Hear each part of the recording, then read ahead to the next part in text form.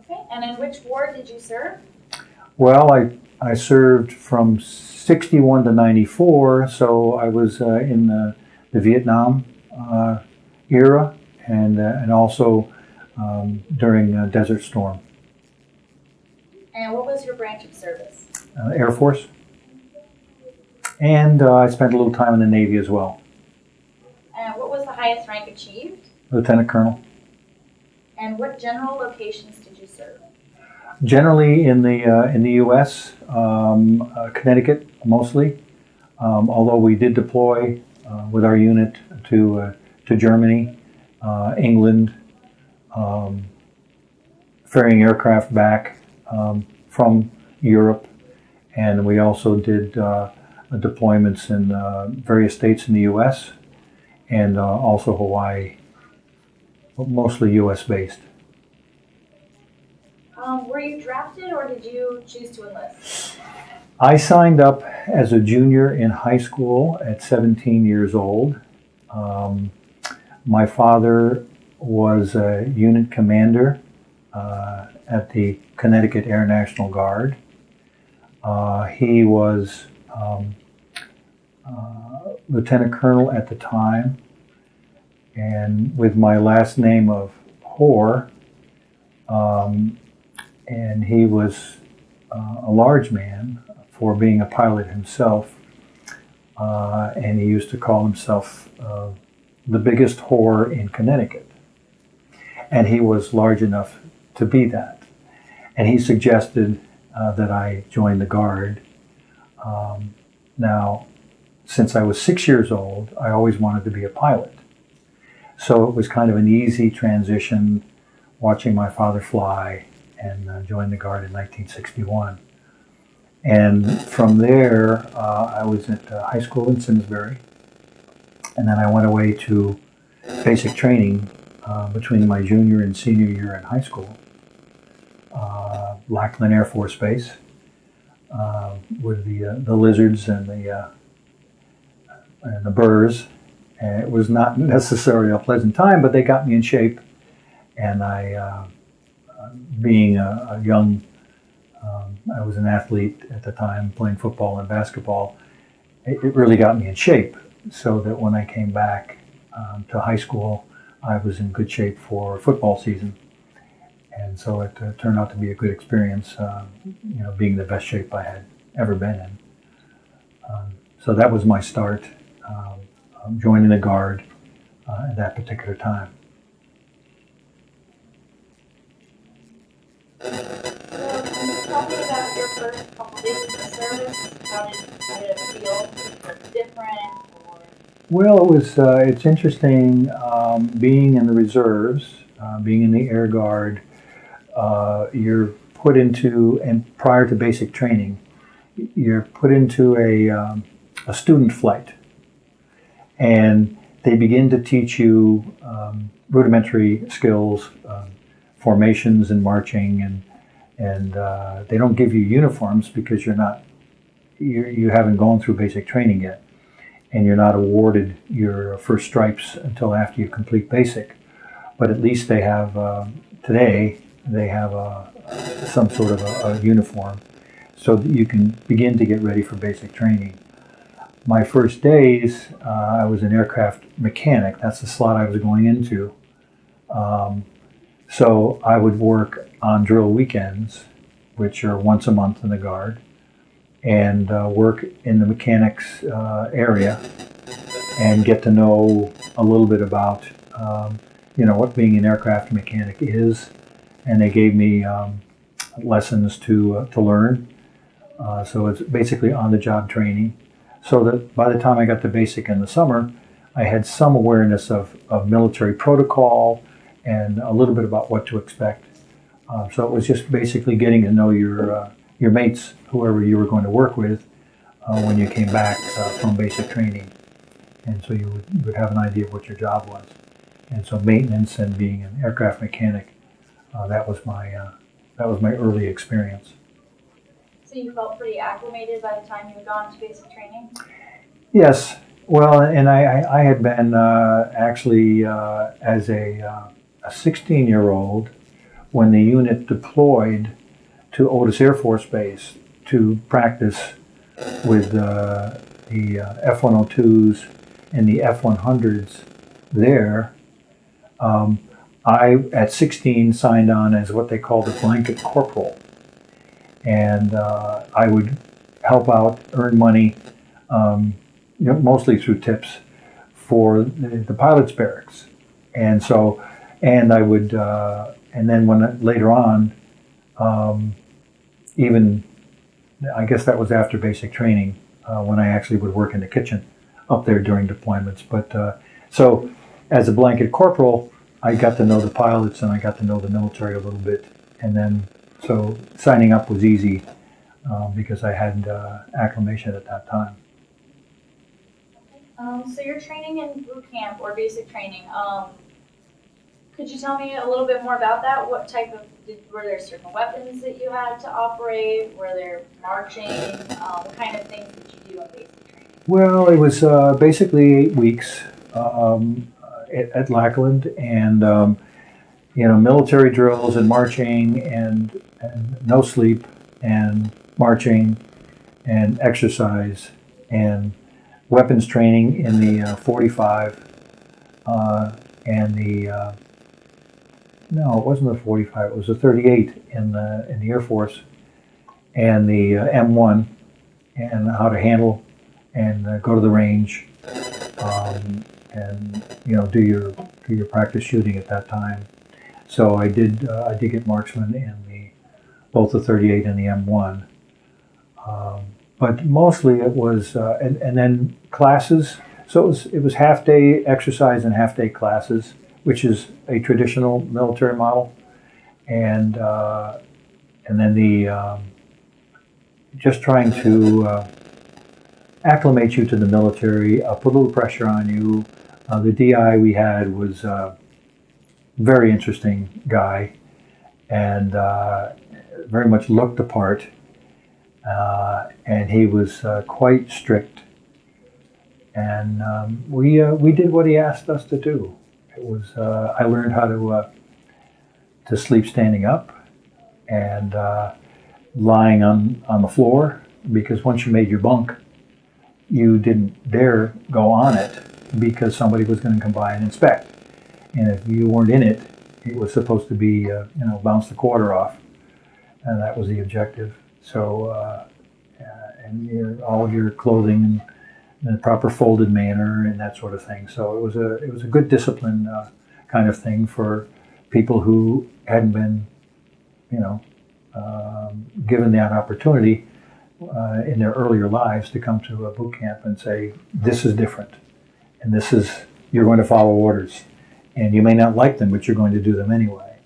And so I thought it was very educational. So after boot camp, where did you go exactly after that? Was that the Otis Air Force Base appointment? No, actually, out of boot camp, because I was still in high school, but I was in the Guard, and in those days you didn't need a high school diploma, what you need now to enlist. You just needed to be 17. But I went back to my senior year in high school and attended high school, going to my drills on one weekend a month, the first weekend of the month, and I would go there and start and do my OJT, learning how to be an aircraft mechanic, because I got my first stripe as an airman third class out of basic training, and then I was basically in the military and would go through the the training and the working on the aircraft on weekends, one weekend a month. So it was really kind of interesting. Here I am in high school, and yet I have to. My bosses were 40 years old.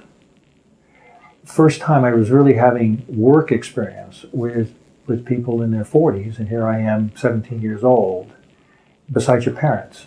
So it's really it's an interesting learning thing when you go through that whole process of learning how to work with older people, and they are your boss and they're your mentors. And I had a great experience doing that, even in the wintertime when it was very cold. They give you all the tools and all the clothing to go out and work on the line. and you're responsible for the maintenance of aircraft, and the pilots are flying them, so you have to do a good job. And so it was a good responsibility learning exercise, especially at that particular age going through high school. So that's for the first year, from September to the following June. That's basically what I did in the military while going and graduating from high school. So after you graduated high school, were you still drilling at the same place, or did you get to go anywhere? Well, I got an opportunity. I got an appointment to the Naval Academy. So in late June, I went to the academy in Annapolis, Maryland, and became a midshipman. And so I went there. Plebe summer was quite another experience at a different level, even than boot camp. But boot camp helped me get through plebe summer, and then plebe year was another experience. The academy in those days was it was quite it was difficult, difficult for our group, difficult for our company, and the companies and battalions was the structure. And at that time, they had 24 companies in 4 battalions, and there were, I think, well, the class started off at about 1,100 people, 1,100 men. It was before they admitted women, and I think we graduated somewhere around 820 of that. So I was one who did not graduate. I did complete the first year and then went away to my summer cruise on an aircraft carrier and spent 6 weeks deployed on the Shangri-La, and out of, let's see, we started in Cape May. No, we started in New York and deployed along the eastern seaboard up to Quebec. We got shore leave, and then came back. Actually, no, we started in Jacksonville, Florida, and went up to New York, and then Quebec, and then back, and ended up disembarking in New York. Very good experience as midshipmen. That was my summer cruise. We learned it's kind of a between enlisted and officer. You're not an officer yet, but you're not enlisted. But the idea is that you go on the ship for the deployment and learn all the things that the enlisted people do, because eventually you'll become an officer and have to manage, and they'll be reporting to you, the enlisted folks. So we learned to do. We got to be near the catwalk where the aircraft were taking off and landing, right next to you, where the ops officer was directing the traffic of the aircraft. We got to understand what the duties of the crew working on the deck were. So an aircraft carrier has 2 operations. They operate the aircraft carrier part of deploying the different aircraft that are on board, and then they also operate the ship and the weapon systems to protect the ship.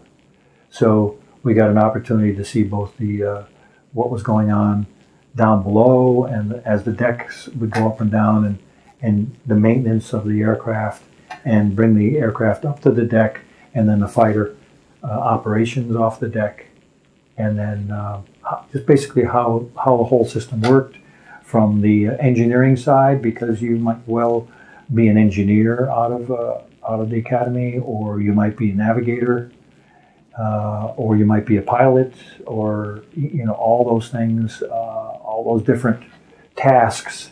We got an opportunity to work a couple of days at each one. so we would have a good sense of what the aircraft carrier was about and what the duties of everybody on board.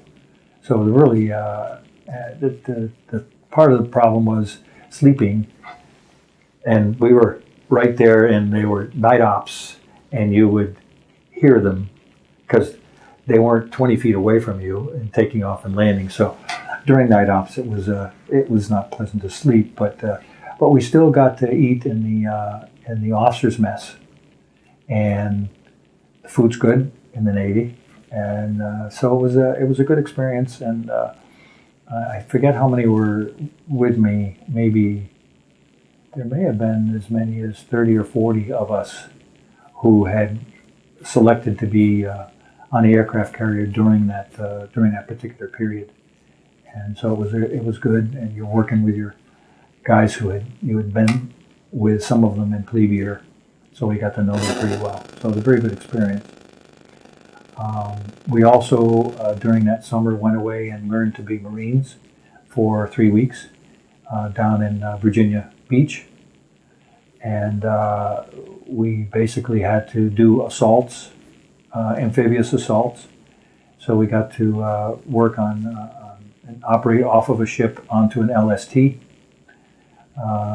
and you would get in the LST and go on to land on the beach, and the platform would come down, and off you would charge onto the beach, deploying into your positions, and then concertina wire. You'd have to find a way to get over the wire, and so they taught us how to do that. So there was a lot of good Marine training that we had, and it was really quite educational. They gained a lot of respect from the Marines on what they actually have to do. So, and about a third, potentially a third, maybe 20% of the Academy graduates select to go in the Marine Corps as their final. And so it gave people a sense of, okay, here's what the Marines are about a little bit, and here's what aviation is, since you want to go aviation. So it was a good experiential kind of thing to go do that. During the academy year, you work on, I forget the name of the boat now, but it's about a 40-footer, and it works at the academy, and it has all the functions of a large destroyer. So you can navigate, you have the propulsion with the engines, and you basically learn how to run a small ship. And that's part of your education during that first year and the second year even. The idea is, by the time you get through your sophomore year, you have a good sense of the direction you're going to be going in, and that would help you select which courses you may want to take in your junior and senior year. So it was like any college, your basics, your engineering skills, and we did. It was quite intense. It was 41 credits a semester. So between that and the military discipline activities and the marching, there really wasn't much time. You had to sleep, theoretically, lights out 10:30 to 5:30, but we used a lot of batteries to try and study, during that time, because it was so intense. But very educational and very intense learning situation. And the upperclassmen were beating on us most of the time, so you learn to develop a team of your plebe classmates. So our company became very close, and those friendships have continued until today. So it was quite intense. And then so I finished, got a little vacation time after the deployments, the Virginia Beach Marine experience and the cruise. And my roommate and I went to his house in Vegas. After we painted my house in Simsbury to get money to go, and we did something called space available travel, where you're military, and if there's an airplane going from point A to point B, and you come up and say, hey, have you got any extra seats? You take Space A travel, and so we traveled to, we went to Nebraska, Omaha, Nebraska, from Westover Air Force Base, and then we couldn't get a flight to Vegas because there just weren't enough airplanes going in that direction. And so we ended up spending 3 days at the bar at Omaha, learning how to play liar's dice, waiting for a spot. So Rick and I had a good time doing that. And then we went to Vegas and visited his family and played basketball in Vegas in the summer at 113 degrees. Something I hadn't done before, and we obviously got to go to the casinos because his parents had lived there for quite some time, and he knew all the places to go and see what was going on. So that was my introduction to Vegas in the summer of 63. And then we went to, Rick wanted to go to Newport Beach, California, because he had a friend there. And so we took Space A to, I forget the base even in California we went to, and went out there and spent some time on the beach, had a lovely time, ran into a bunch of crazy people from Syracuse University, and had a little summer fling out there. So that was a good time. And then we went to went back for sophomore year, back to the academy. I got in a little bit of trouble in that period, and I had to go through some disciplinary marching with a rifle M1 for quite a number of hours. And I really didn't. About that time, I was not sure I was going to be flying. I thought because of my class position, I was going to have to be on a destroyer. And I said, I really don't want to be on a destroyer. So I unfortunately didn't perform well, and about mid-year they asked me to maybe take a semester off and come back the following year. They call it a turn back. Well, I did not. I left and got into college locally at AIC, took a couple of courses because I wanted to continue.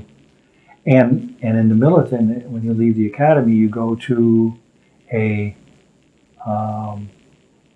you go back to the service that you came from. And when you go back to that, I went back as an aircraft mechanic.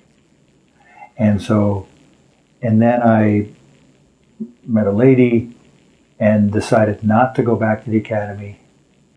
So I stayed in school, got into the University of Hartford, and continued my education through that period of time. All the time being an aircraft mechanic in the Guard, and we would deploy to Otis Air Force Base, or we would go to Selfridge Air Force Base in Michigan. We would go to Arizona, wherever the deployment bases were, in order to basically learn your skills. You were preparing to go to war, and at that particular time we were in F-102s. No, we were in F-100s, F-100As and Cs, and so that's an air-to-ground mission. And so we would load the bombs, and as an aircraft mechanic, load the bombs and the bullets in the aircraft, and do maintenance activities, and just as we would in a war space. And At that particular time, the aircraft we were getting back from Vietnam were in bad shape. And so, actually that was the Ds, that was later on. The As were an air-to-air mission. So actually, we were in Air Defense Command, and our objective was to intercept aircraft coming against the east coast of the United States. And so that they were on alert at the time, which it means that you have to be ready to fly in a very short period of time. So we were supporting the alert activities then, and then we got F-102s, which is another air-to-air weapon aircraft, and they had missiles and rockets, and they could, using their radar, go up and better intercept the Russian Bears, which were, during Vietnam, they were testing the U.S. by coming down past Iceland and feinting going against New York City. And so the Russian Bears carried heavy weapons, and they could have attacked New York City. Not that the Russians were going to do that during Vietnam, but because we were spending so much time in Vietnam and all of our resources, they really wanted to keep us busy. And also they wanted to understand our defenses along the East Coast in case they decided to do something. And so there were many Russian trawlers. These were fishing boats off the coast of New York. And they would basically take and measure the defenses. They did have a few radar on board, so they were basically there to determine what our defenses were at the time and how we would respond. So during that period of time, this was up to 66, June of 66, and I had continued more of my college. I hadn't graduated yet. But then my classmates at the academy got their commissions, and under the rules, 3 days later, I could get mine. So I got my commission and got a slot at pilot training. So I went away to pilot training at Vance Air Force Base in July of 66. And that's a 53-week program. And it was just a great program. I had an opportunity to fly the starter aircraft, which is basically a Cessna 172, and then a T-37. I got 98 hours in that, which is a small jet fighter. We called it the Tweak because it was so loud, and they use it today. It's a very good training aircraft, side by side. And then I got 125 hours in a T-38, which is a tandem, and the instructor in the back. And that particular aircraft is a great trainer. It's supersonic. And so I learned my basic skills in the T-37. And then the formation flying, although we did in both. So all the skills that you need to become a pilot in that 53 weeks, and basically at the end of that time, in July of 67, I got my pilot wings, and also we took the test to become a commercial pilot at that time. So the FAA recognized commercial pilot. I got both of those rating at that particular time. And then following that, I went to, in 1968, the Combat Crew Training School in Perrin Air Force Base in Denton, Texas, to learn how to fly the F-102. We called it the Deuce. And we went through all the training necessary for that almost 6-month period of time to become a combat-ready pilot. And I got another, let's see, I had 260 hours, so another 100 hours, basically in that 6 months. And we flew most every day, and we would do training half day and flying half day in Texas. And so then I got my combat rating in the F-102, and then at the end of January of that year, 68, I came back to Connecticut, and I was, as a combat-ready pilot, I went on active duty, flying alert, sitting alert, and flying fairly often, and I went back to school again to finish. So from 68, January 68 to 71, I was going to college at the University of Hartford. I had an apartment in Hartford, and I would go to school during the day, go and fly at the Guard, have some dinner, study, sleep, go to school, go back to my apartment, eat, sleep, the next day go to school, then go fly, and I basically did that for 3 years. During that time, it wasn't necessarily a pleasant time to be in the military, especially at the University of Hartford and other colleges, because the protest activity was going on. And we basically, my other Vietnam guys who were coming back and going into college at that particular time, I think this was even pre-GI Bill. I'm not sure whether in that particular time they had it. I was paying my way because I was being paid as a fighter pilot. I mean, I was a second lieutenant and then a first lieutenant, and so that's how I paid my college, and went through and graduated that way. So I had a good paying job to be able to pay my college, and ended up not having to do that. And most of the others had to have jobs to do that as well. But in the context of going to school at that particular time, it was not pleasant. We just kept a very low profile as the protests were going on, and I was still doing my job. However, good school, and got a business degree from the University of Hartford. I graduated in 70, December of 70. And then my deployment in the spring of 70, I went away to Eglin Air Force Base in Texas, in Florida, and basically went to instructor weapons school in 102 to become a weapons instructor in the F-102. I had flown for many years. I had over 1,000 hours of flying time then, and so that was a deployment for training, as we do in the reserves, to get ready to come back and be an instructor at that time.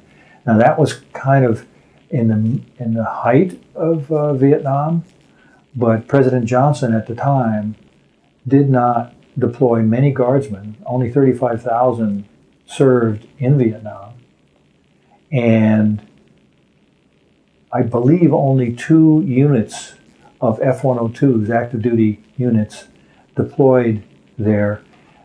The major reason was we had, on the 102, we had missiles and we had rockets, but we didn't have a gun. And if you missed with the rocket or you missed with the missile, and it was really hard to do that, especially when you're in close combat, and you didn't have a gun to defend yourself, you were basically defenseless.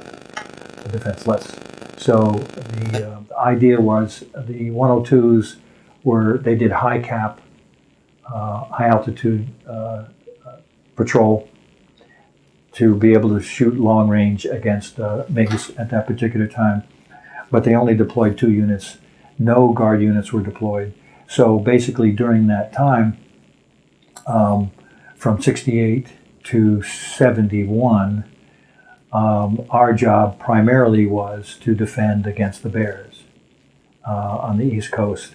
And we would, the alert was, when I talked about, flying and then going to school and flying again, the alert was missions every day, to go out and tank up and get fuel, for instance, or to go to shoot others down. I mean, we had these ranges out over the ocean. There were large chunks of airspace that were reserved for us, and we would go to Boston Center, and they would clear us in, and the aircraft controllers would clear us in. Okay, you're now under military control, and they would monitor us while we were doing our maneuvers out there, air-to-air combat against mostly similar aircraft, 102 against 102, or we would go up and lock onto the radar with the radar against T-birds, T-33s, and they had jammers on them, very similar to what the Bear had, and it was very hard. The 102, you flew the airplane in one hand, and you flew the airplane in one hand and the radar in the other hand, and you would look inside this radar scope, and you'd be flying, and you'd be flying your locking onto the aircraft, and then you'd be flying the airplane to basically go in and attack this high-level or low-level aircraft. And they all had jammers, and they would try and break off the radar, and then you'd lose it, and you'd have to lock on again, and you'd have to change your position. And so it was quite challenging doing all of that.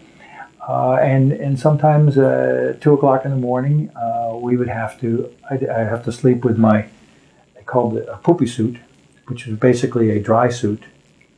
And I would have the shoulders off, and they would zip it up in the back. It had a big horseshoe in the back. And you would sit there like this, or I would sleep with the poopy suit on and my boots there. And if the horn went off, and I had to, within 15 minutes, be off the ground, then I would just swing out, put my feet in the boots, cinch them up, and we had a quick cinch, and stand up, and one of the airmen or somebody would come in, and I would put my hands in the top of the poopy suit, and they would help get it over my head because they had a big rubber collar on it, and zip me up, and then run out to the airplane, grab my helmet and my suit, my chute was in the aircraft, and the mechanic would start the doors up because we were indoors. It could be snowing out, and the doors would be coming up and the horns blaring, and you run out and jump, and he would reach in and start the airplane, and we would run up the ladder, and I would get in the seat, and he would help me on with my other shoulder to get into the flight suit, and I would, while I'm cinching up, the aircraft is spooling up, and I get my helmet on and call the tower, and what's the weather? Somebody would holler what the weather is, and it had to be above minimums, 200.5, because you had to be able to take off and land. You had to be able to land before you could take off. They wouldn't send you out if it was 00 and you're not able to land, because if you had an emergency on takeoff, what are you going to do? So you had to be able to come back in. But oftentimes the weather in the winter, snow and fog and the rest of it was pretty low. And so sometimes I would wake up I would go out and get on and light the burner and go down the runway at 2 o'clock in the morning and right into the soup. And at 20,000 feet, I might still be in the clouds. And by then, 20 minutes, 25 minutes have gone by, and you're saying, now I'm awake. What am I doing here? So it was really, for a 20-something guy, okay, now where's the target, and which way am I going, and how far am I going out? And we would go 100 miles offshore over the Atlantic, and there was an exercise, a B-57 or a T-bird, or potentially the Bear. And we had live missiles and live rockets. And the idea was, if somebody said, go shoot them, that's what you're going to do. So it was sobering. But so I did that from 68 to 71. and then and having graduated from college in '70, and then went down to Florida for training, and then came back, and that was in '70, and then in '71 we changed airplanes. We went from F-102s to F-100s. These are F-100Ds, and these were aircraft that were coming back from Vietnam, and they basically had lots of holes in them, and they were in really rough shape. The whole activity over there pushed the aircraft and pushed the people, and so our job went from Air Defense Command to Tactical Air Command. So instead of an airborne air-to-air mission, we had an air-to-ground mission.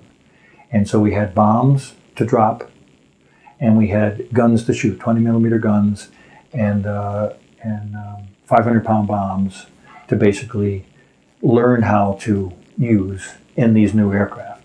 So we had to learn the new aircraft and the new weapons delivery and new tactical missions, etc.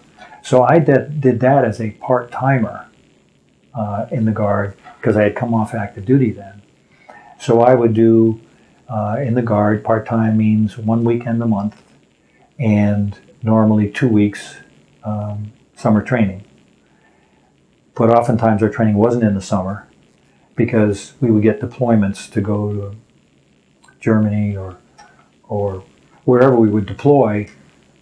In the spring, we would become snowbirds and go to Arizona, Tucson Air Force Base, and fly over to the Gila Bend Range and drop bombs and shoot the gun in a tactical fashion.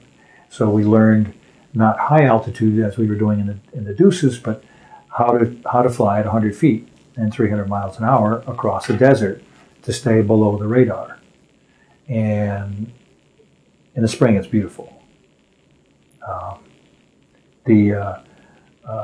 The flowers come out in the cactus, and you're flying along and looking at the sea of color, and then you go down through some canyons to evade radar, and you come to the range, and they had all kinds of. There would be a made-up airplane and a bunker, and you would have to.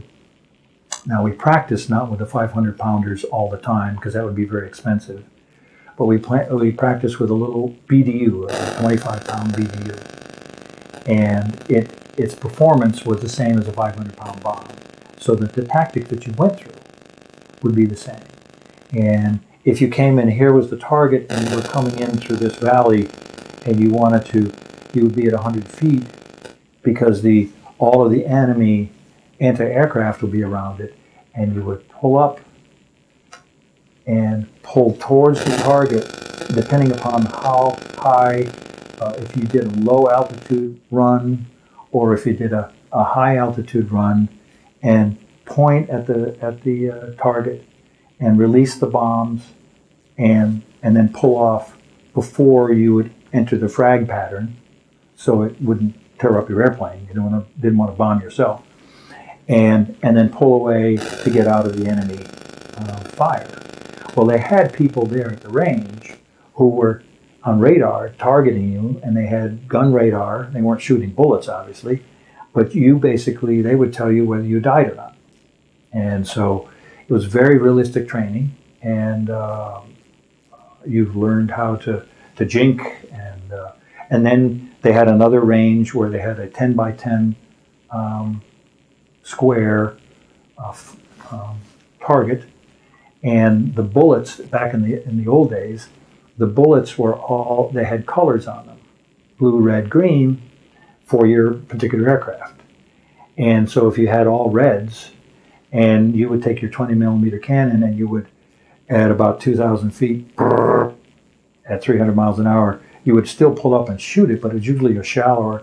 You would shoot it, and then you would pull off, and then somebody would go out later and count the number of blue marks in the cloth to tell you how many rounds had gone through. So that's how they scored it. It was great when they got the acoustic scores later on, that they actually had a radar across. So as they went through, they would count and give you a count right away. And the scoring the bombing, it was how close you were to the center of the circle. So oftentimes on the training range, we would have a circle, and it had descending rings, and the 25-foot ring was basically the one you were shooting for, and you would try and drop the bomb in the ring. And if you hit the object, it was called a shack, and whoever got the closest bombs won the most quarters, because you would have 8 bombs, and you have to bring $2 before you go to the range and see who wins the money. You know, that was the whole thing. They were bombing for quarters. And so, very realistic training. And so at times it was dangerous, and but you learned how to handle that, so that if we had to go to Vietnam or wherever to use a weapon system, and that's the kind of training that we were going through. We in Connecticut would go up to Fort Drum up in New York, and bomb there because there's a range. And we would also go to No Man's Land, which is off of Martha's Vineyard. And No Man's Land is a island, and it has a pond in the middle of it, and it has a little island in the middle, and that was our target range. It's about 100 feet across, and we would go and drop our BDUs there. And every time the bomb would hit the ground, there was a little powder charge, white phosphorus, boom, and it would give you a mark so you could tell where it was. So that's how you would score how close you were to the target. And so that's what my job was in the military from 71 to basically 79, air to ground. But we also had to do air to air. So folks from Langley would come up with their F4s, and some units had F-15s. Langley was the first unit with F-15s. They would come up. Other units with A-10s. With F-100s. And we would do dissimilar aircraft tactics against each other out over the water, and we would start, 10 miles apart, and then go in towards each other, and then break. And the idea was to shoot the other guy down. And we would have little recorders, cameras in there, to show how close we would come in our tactics to try and shoot the other guy down. So we would go through all kinds of aerobatic maneuvers to get behind the other guy. That was the idea. And then you'd have a recording of shooting him down, or somebody shooting you down. And so during that whole period, that was the kind of training. So we did training in instrument training. We did combat training. We deployed to various places and bases to drop the bombs, and went to Germany, went to Hawaii.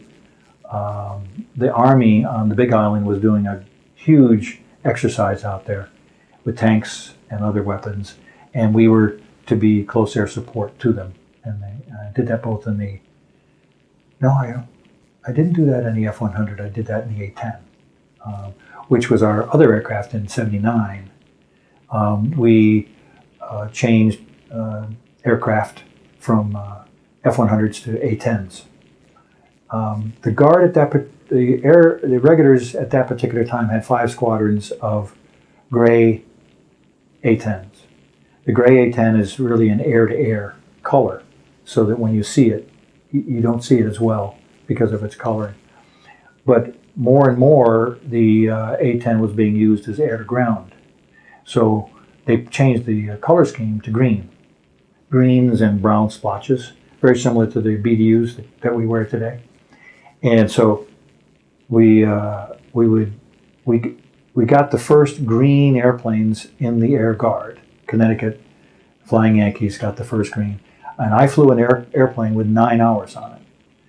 It had just come, they were built in Grumman on Long Island, assembled in Hagerstown, Maryland, and then flown up. So the pilot had basically put the 9 hours to get local training or checkout of the aircraft, and then flown it up here.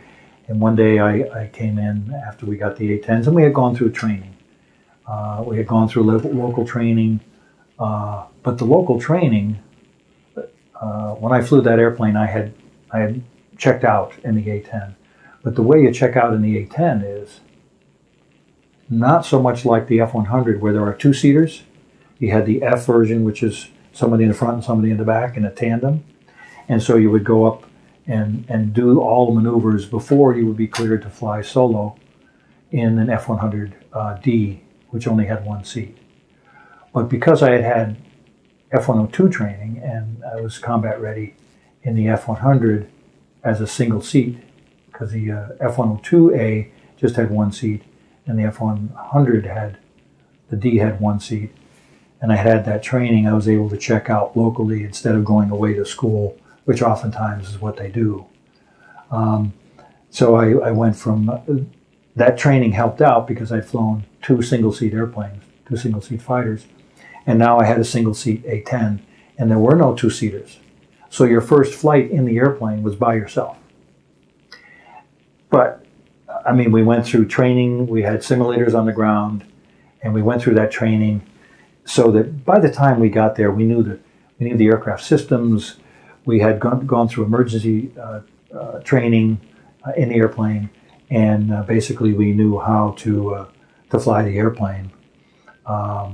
And once we got cleared to do that, we had an instructor pilot in the other airplane, and so we would crank her up and go off as a flight of two, and we would go through practice landing, because the first time you land is by yourself, and do that sort of thing, and so many touch and goes and low approaches and air speeds, and learn that basically the same way you would any airplane, and then go off and do some navigation, and then go to the range and learn how to use the aircraft on the range, and basically within a very short period of time become combat ready in that airplane, so that we could go anywhere it was required and use it. And so that's what I did part-time in the Guard with deployments. Again, deployed to Germany with the A-10, went to Hawaii in the A-10, went to Arizona. Michigan had a good training camp up there. Down in Louisiana, Greenport was a good base down there. So the unit would go with 250. The Guard unit is 1,000. Normally we would go with 250 people and maybe 8 airplanes and maybe 12 or 15 pilots and all the crew, and we would go operate as a unit there, doing our training at a different base and using different facilities, just as if we were going to deploy anywhere in the world in a small unit, and they still do that today. They go with small 250 unit packages or 300 people or so. The Guard unit today in the current aircraft, C-130s, has 300 people over in Kuwait and other areas over there, doing all the same thing. Whatever the aircraft is designed for, you have your whole crew do that. And so I did that in the A-10 from from 79 to 1986. And then in 86, so that was my flying time. In 1985, I got the opportunity to go away to the Industrial College of the Armed Forces at Fort McNair. By then I was a lieutenant colonel, and the idea is you go to these senior schools to prepare yourself for higher responsibility in whatever activity you're going to go in. So many of my classmates went to the Pentagon, and they went on to be wing commanders. They went on to be colonels and generals, and so those are my classmates in the class, 225 people, and it's divided up into four groups. You have Army, Navy, Air Force, actually Coast Guard is a portion, but they're under Treasury, so they were part of the fourth group, which was military civilians, DoD civilians, as CIA, NSA, all of the letters, and Coast Guard and groups. So we had these classmates. About 75% were military and 25% were civilian. So we got to learn by going through these military.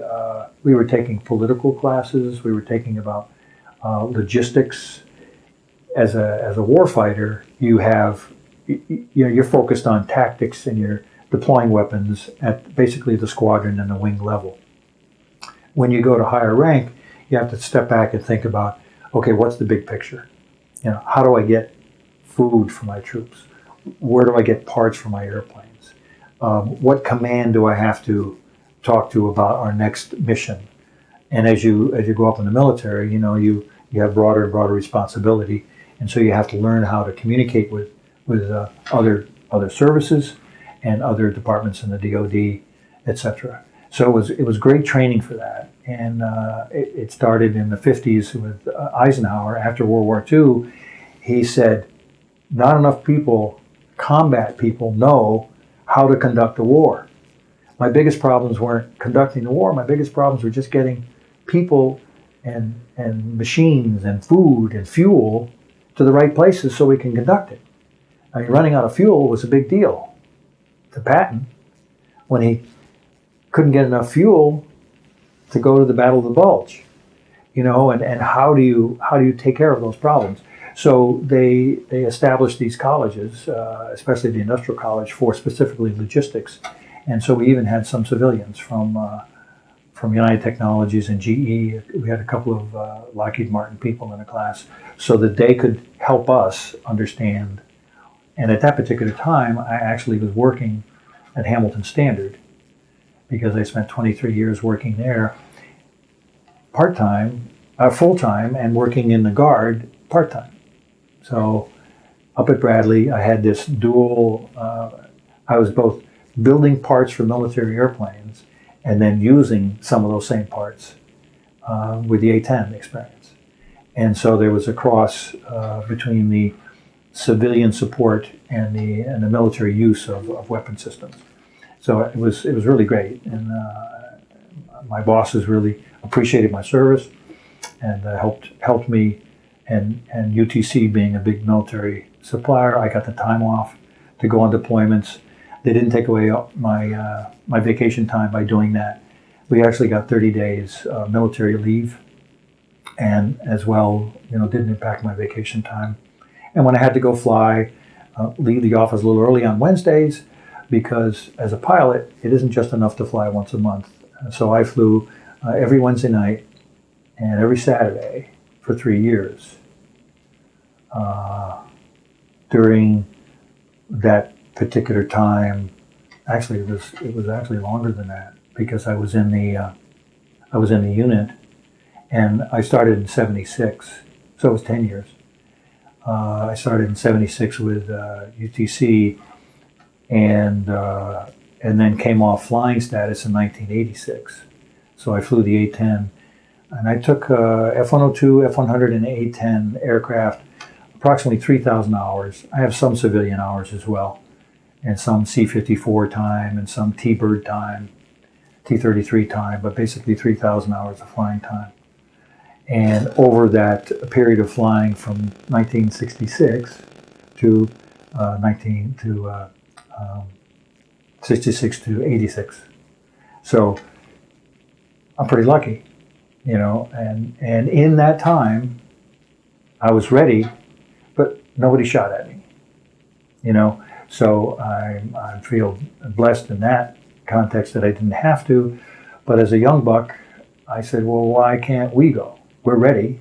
You have this conflict of wanting to do your duty, and at the same time, you are doing it because you're preparing for it. And if you need it, you get called upon. So in '86, I had come back from ICAF, and I was given a job as the squadron commander for mission support at the Guard. And basically, that particular squadron does all of the base command functions. And the commander of the unit has the aviation and maintenance functions. So I had the cops working for me and the cooks and personnel, communications, hazardous duty group, so that when we practice and called an operational readiness inspection at the base, because all bases go through these ORIs, the base functions were my responsibility, and the commander had his deployment functions as if he was fighting the war. And we had to have our MOP gear on, which was gear to be worn in case of hazardous chemicals being dropped on us. And we had to learn how to work in them, be in sanitary areas where we could actually eat. And when we take the MOP gear off, you had to learn how to clean yourself. And so we had little hospital stations set up, and the medics were part of my group too. They actually had a separate joint group, but you had to work through that process as well. So militarily, you basically could take this 1,000-person unit called the Connecticut Air National Guard and deploy them somewhere to function as a unit, so the weapons that we had could be deployed, and all these functions would be handled by the mission support commander. So I learned a lot, because here I was a pilot for 20 years, and I didn't know anything about cooks other than going through the mess hall and personnel. And so I learned the basic command functions. It was very educational. They taught me a lot, and just a good group of folks. And we deployed. We deployed with a 250 package in the A-10 to Germany, and I did one to, and we worked for 2 weeks over there at Nordholz, because the A-10's mission at that particular time, our deployment site was Nordholz, Germany, which was 100 miles from the Fulda Gap. The Fulda Gap is a mountain range in northern Germany, and that's where the Russians would come with their tanks. And the idea that the A-10, being the tank killer, would go and attack the tanks to keep them from coming into Germany and invading the rest of Europe. So our mission and all of our preparation and all of our intelligence and everything was to go towards killing tanks in Germany should the need arise.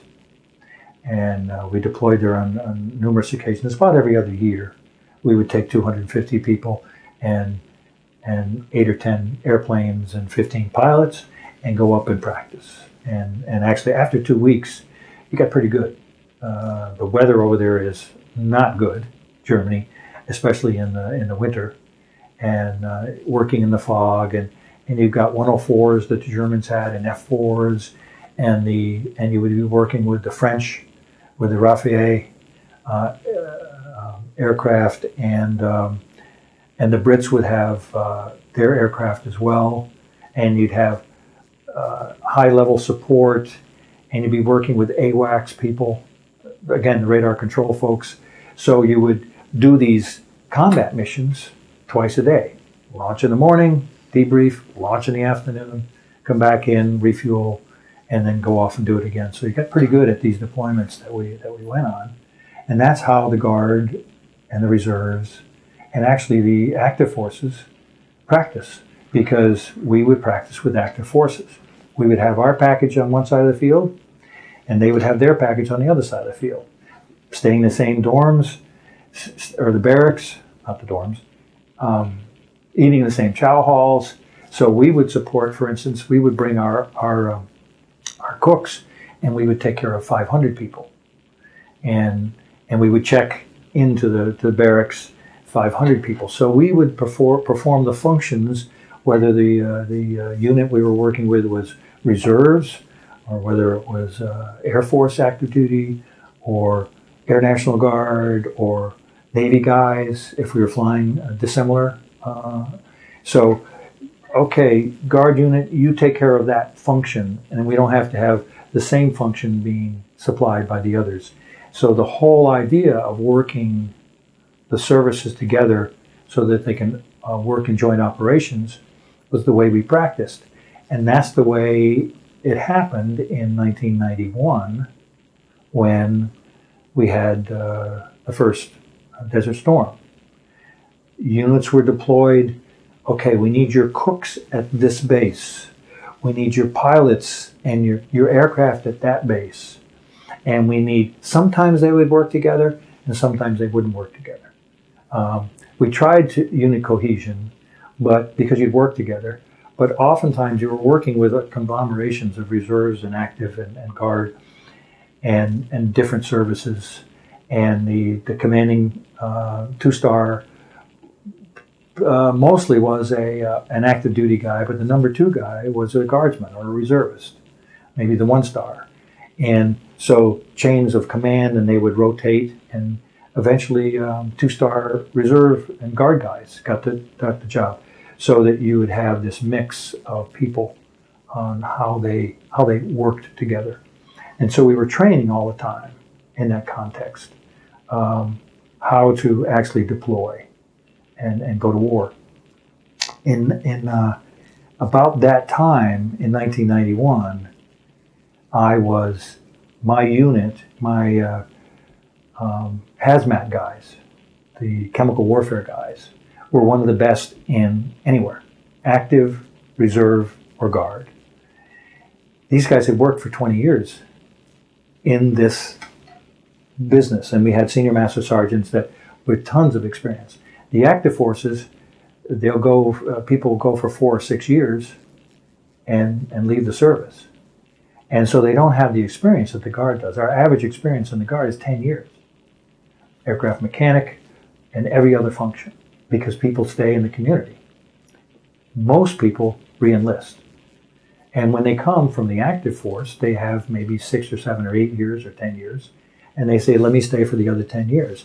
So that's how the basic service level in the Guard and the reserves stays so high, because people stay in their units. And it becomes family.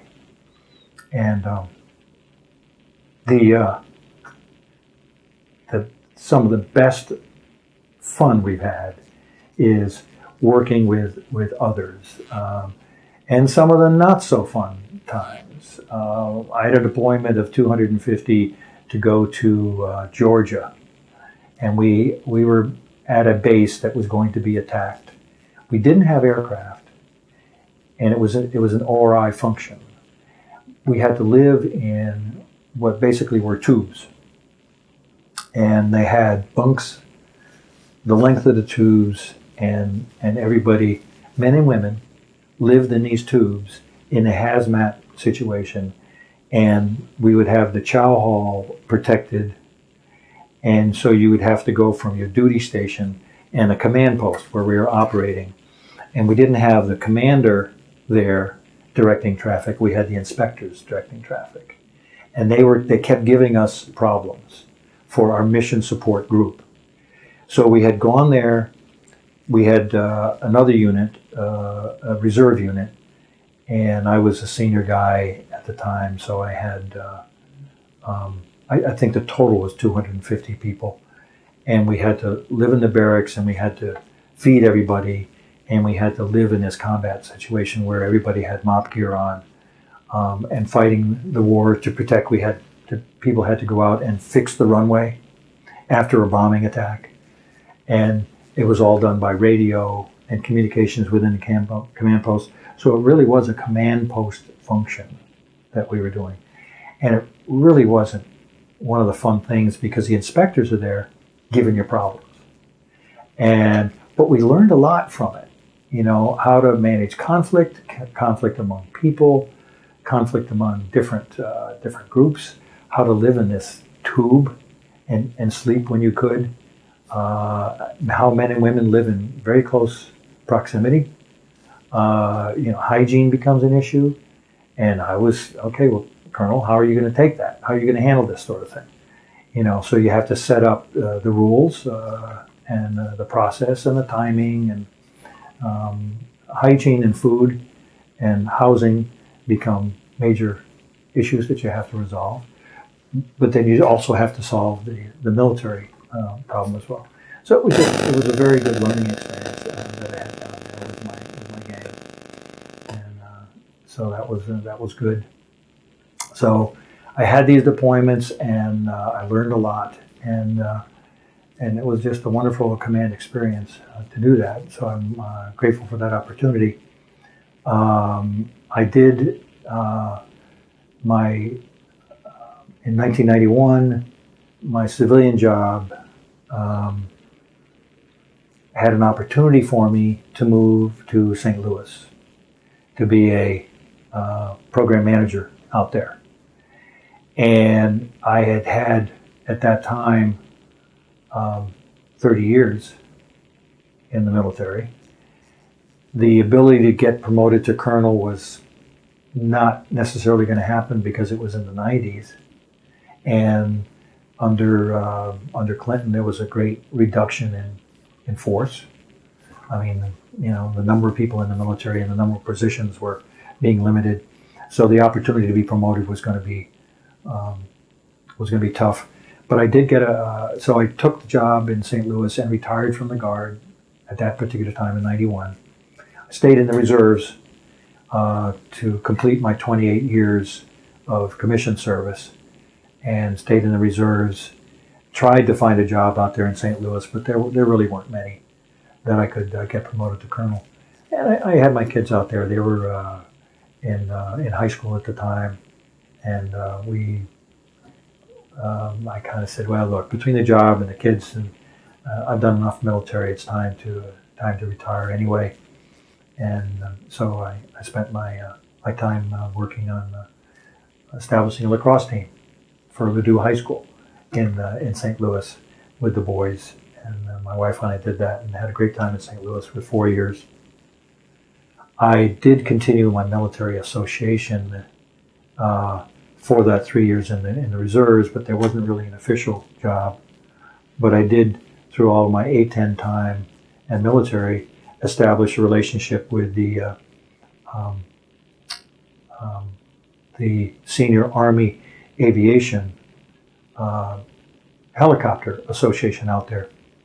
I forget the name of the AVRADCOM, Advanced R&D Development Command, which was in St. Louis.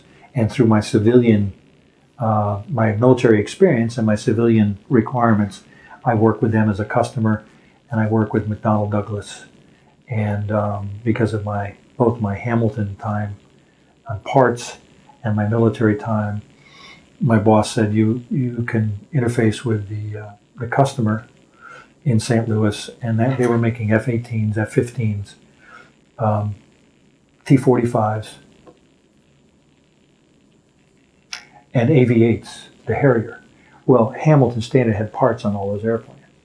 So there were always issues of how you communicate back from the customer to Hamilton in making sure the parts worked and deliveries and all that logistic stuff. So I'd had the training at ICAF, I'd had the military experience, and I had the experience with Hamilton that really brought a lot of that. So my time in St. Louis was very productive, and I enjoyed it a lot and made some good friends with McDonnell Douglas, now Boeing, in St. Louis. So, and then after that period of time working with AVRADCOM and working with them, I came back. So I was there from 92, basically late 91, 92 to 96. And then I came back to Hamilton and worked for Hamilton. I had retired at that particular time, but I worked I was product manager for propellers at Hamilton at that particular time. So I got to interface with the Navy, who were needing a new propeller for the E-2C. I, because of my naval experience and my military experience, I was able to communicate with them in replacing the propeller, the old Hamilton propeller with the new Hamilton propeller. So logistically, all of that service helped communicate because you have to learn the language. What do all these letters mean? And going to the Pentagon for meetings and being retired reserve, access to the Pentagon. So that all worked out very well for me until my and then actually just to continue on that part side and the civilian side. In 1999, I retired from Hamilton and went to work for Smith's Aerospace, a British company, and they were a supplier of military avionics components. So I worked with them. They also had a propeller company called Dowdy. So there were two propeller companies, Hamilton Standard and Dowdy. And I worked on the propeller business at Dowdy. And also the avionics, I worked on the upgrade for the C-130, and I worked on the upgrade for the U-860 Blackhawk. Landing gear, they had landing gear on the Blackhawk. So my communication with Sikorsky and the rest all gelled because of the path that I had taken and been trained in until my retirement from Smiths in 2005. So I must say my military background, experience, and training really helped. And what I think as a reservist, one of the beauties of the reserve is you have a home, an educational opportunity, and a promotional opportunity, and a family opportunity, and an economic earnings opportunity by being in the reserves, serving in the reserves, and being ready to go wherever you need to go from the standpoint of the military. And at the same time working in a civilian job. Sometimes they work together and sometimes they're entirely different. In the military, we have many airline pilots, and they work their schedules around flying tankers all over the world and then come and fly fighters on the weekend. So, or whatever, or tankers, or C-130s, or whatever. So they bring these dual skills into the military, which helps helps the military out a lot because of the experience that they have and the experience that they gain in the military, helping out their civilian occupation, because you're training and doing the same thing. So there are many skills that work very much together. We have doctors who work as doctors on the outside, and they work in the reserves, and so they can bring their skills together. So these are the beauty of working both in the reserves and the civilian world, that of similar occupations. And you take a 1,000-member unit, there's about 160 of them that are full-timers. The rest are part-timers, and the part-timers train part-time, and the full-timers maintain the aircraft and do the ordering and preparing for when the part-timers show up every weekend. So it's a great synergy. And at the same time, the Guard, the Air Guard, has a dual responsibility, not just to the President of the United States, but has a responsibility to the governor. So we have a peacetime role and a wartime role. And when the governor has a requirement for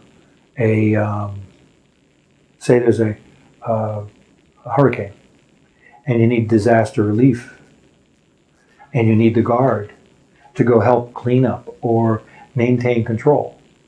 The cops, the police, the military units, the food people, the medical people, all of these are required for that. And that's so the governor can call up and put on active duty the whole unit if he needs to.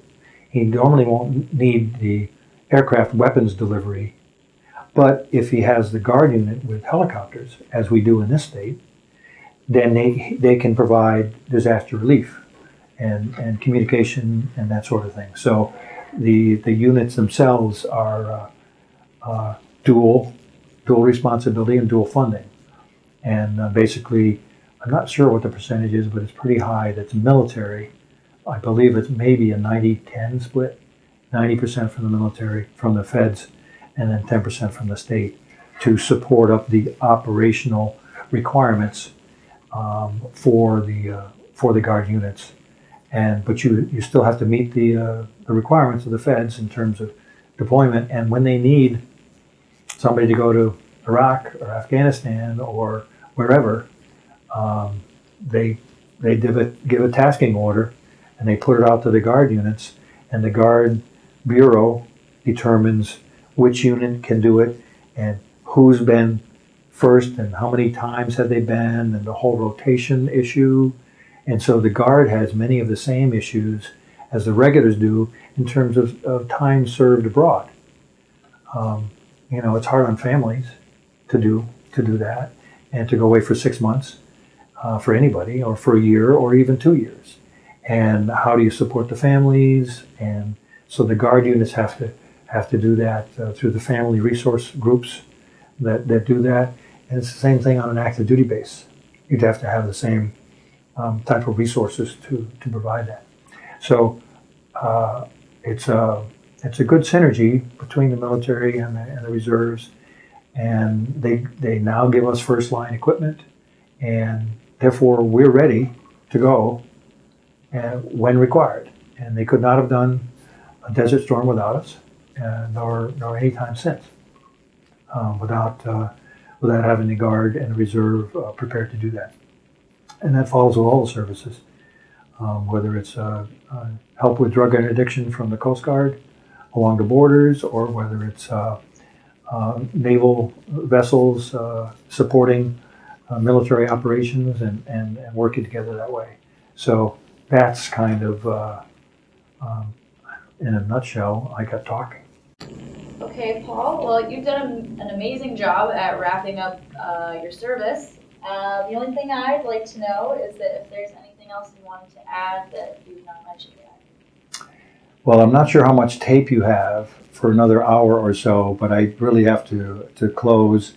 And I was serious about the opportunity for being in the Guard, for any young person who really has any inclination to be in military service. It's been a great experience, and I would like to as I do with my siblings, and as I do with my kids and I'd like to say my grandson, consider it as a way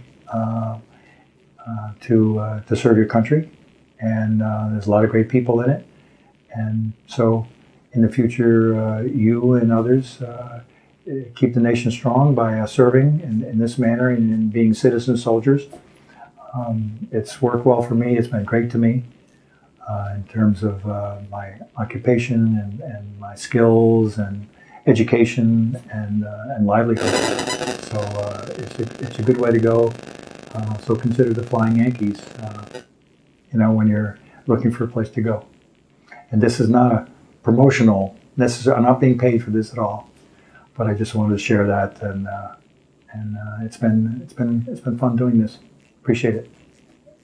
Well, thank you for coming in. It's been a pleasure to interview you and hear your story. Thank you for sharing, and also thank you for your service. Thank you very much.